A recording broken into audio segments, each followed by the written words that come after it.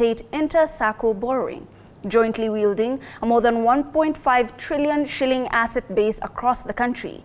But what does this mean to the local entrepreneur and, most importantly, the youth?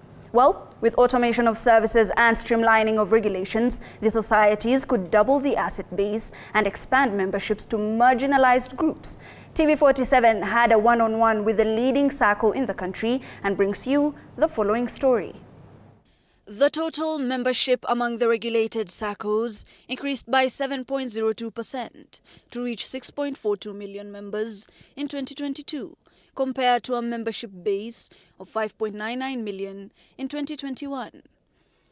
This is according to the Sacco Society Regulatory Authority, which also revealed the total assets increased by 10.31% to reach 890 billion shillings in the last year. Limo National has been very akin to the members' needs, in the sense that we look at our members' needs in terms of what they want. We become more responsive in terms of how they feel about us. We make them more comfortable in terms of our product and service offerings. A considerable growth considering the economic turmoil experienced post-COVID. This growth margin, however, does not extend as much to the youth, a factor that threatens the very survival of Saccos. And of course, for us to stay there on top, we have to do a lot in terms of our members' needs and wants. And that is the next trajectory that we see, how we want to reinvent the business model that we currently undertake. Mwalimu Sacco CEO Kenneth Odhiambo says tapping into the youth demographic still presents a challenge to any Saccos, a major deterrent being long formalities and entry requirements when signing up. There are Saccos like in Canada. There are Saccos when you attended the World Conference of Credit Union this year. There are Saccos that are already tapping into some of these facilities, including beside the central liquidity fund, including what you call the payment and settlement system.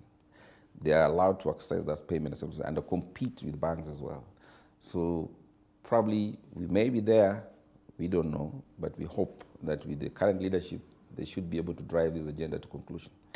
However, major reforms are in the offing for the Sacco. A central liquidity system would boost competitiveness of such financial firms with traditional banks. The business environment is now more open, is more dynamic.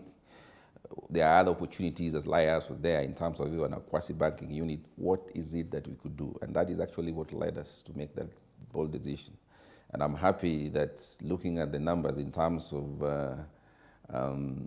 the inflows of new membership, I think we have a future in this institution. If successfully rolled out, Saccos will reduce reliance on banks for funding, electronic funds transfer, check issuance and processing. That borders on, or rather touches on the subsidiaries that we had, which of course were not performing well. How could we probably engineer those subsidiaries so that they can add value to our membership and of course contribute to our bottom line? We made those bold decisions, and I must tell you, it was not that easy. But I see as a leader, and of course as leaders, me and myself and the board, we have to make those decisions and live with them.